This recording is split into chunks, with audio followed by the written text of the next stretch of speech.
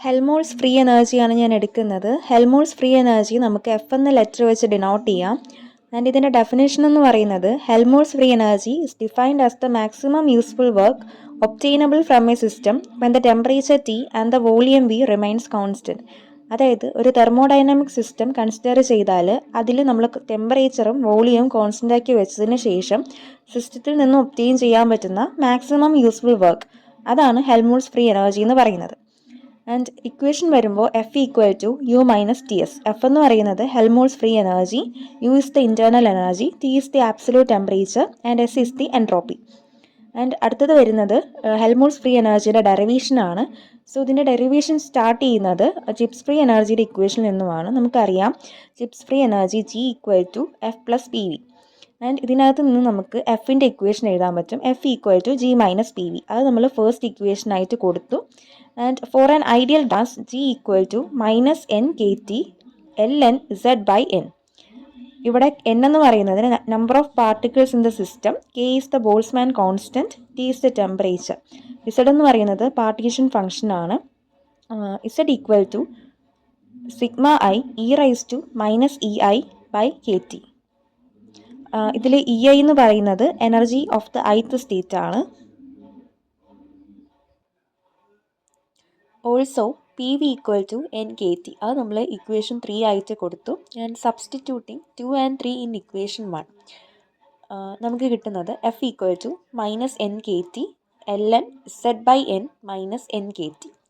And ഇനി നമുക്ക് ഈ ഒരു ഇക്വേഷനിൽ എക്സ്പാൻഡിങ് ദ ലോഗരിതം, അതായത് ഇവിടെ നമുക്ക് L N Z by N ഉണ്ട്. സോ അത് ലോഗരിതം വെച്ച് എക്സ്പാൻഡ് ചെയ്ത് കഴിഞ്ഞാൽ L N Z minus L N N എന്ന് കിട്ടും.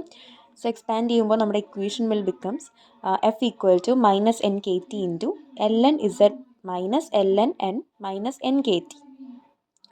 ഇവിടെ നമ്മൾ അടുത്തതായിട്ട് മൈനസ് എൻ കെ ടി കൊണ്ട് ഈ ബ്രാക്കറ്റിനകത്ത് മൾട്ടിപ്ലൈ ചെയ്യുക. സോ നമ്മുടെ equation F equal to minus N K T L N Z plus N K T L N N minus N K T എന്ന് കിട്ടും. ആൻഡ് ഇതിനകത്ത് നിന്ന് നമുക്ക് മൈനസ് കെ ടി കോമൺ ആയിട്ട് എടുക്കാം. F equal to minus K T into N L N Z minus N L N minus N എന്ന് കിട്ടും. So അത് നമ്മൾ ഇക്വേഷൻ 4 ആയിട്ട് കൊടുത്തു. And using Stirling's approximation L N N factorial approximately equal to N L N N minus N. So നമ്മൾ ഈ ഒരു 4th ഇക്വേഷനിൽ ഈ ഒരു സ്റ്റെർലിംഗ്സ് അപ്രോക്സിമേഷൻ യൂസ് ചെയ്യുമ്പോൾ നമ്മുടെ equation will becomes F equal to minus K T into N L N Z minus L N N factorial.